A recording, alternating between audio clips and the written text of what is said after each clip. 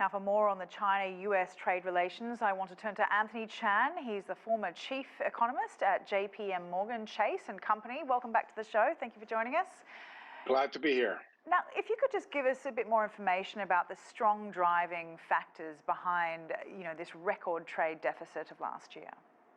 Well, certainly we know that exports were a lot softer, and they were mostly the service exports, and that's, of course, pandemic related.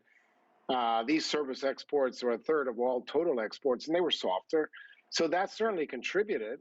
We did see that imported goods from China were a little bit less. So we got some improvement there.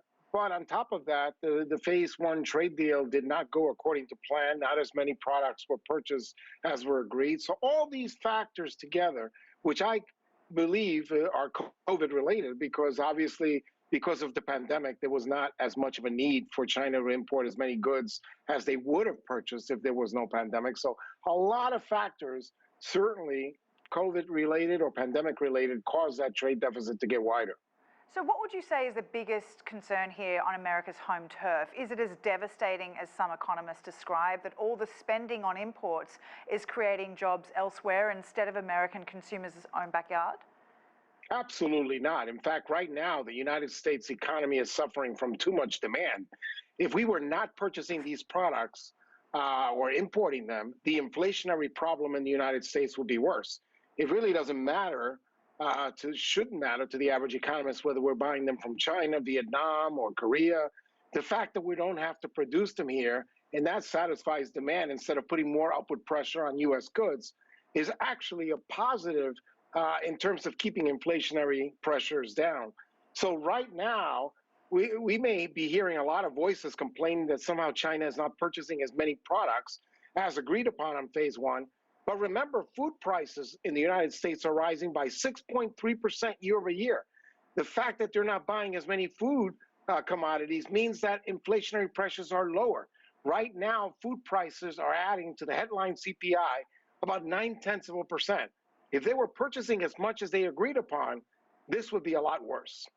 As you said, this deficit is a reflection of a highly unusual pandemic economy. But do you think it's also a sign of just how dependent the U.S. is still on China, especially for items consumers want to buy?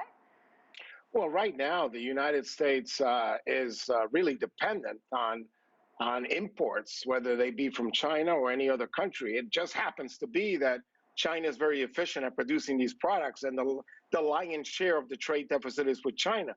But if it wasn't China, it would be another country. There are a lot of products that we just don't have a comparative advantage in being able to produce them at the lowest possible cost. So the fact that China is efficient is good for China, not good for the United States, but it would be another country because we just don't have the comparative advantage to produce those products. Now, the U.S. says that China has failed to meet its purchase commitments as outlined in phase one of the trade deal. Was it realistic to also expect China to buy $200 billion worth of U.S. goods, especially in this pandemic, do you think? I don't think so, because the reality is that there were a lot of things that were dislocated because of the pandemic, and certainly international trade was certainly a casualty of that. For example, they wanted China to purchase more energy products from the United States. Well, look at the price of energy products in the United States. Imagine if they were buying as much as they committed to. Energy prices would be even higher in the United States, even though they're already high. So, no, I don't think it's realistic to expect them to purchase all the products in a world that the pandemic clearly depressed demand. We can't expect a country to purchase things in a situation where there was a pandemic of the nature that we haven't seen since 1918. All right, we'll leave it there for the time being. Thank you very much for that, Anthony. Anthony Chan, former chief economist at JPMorgan Chase and Company.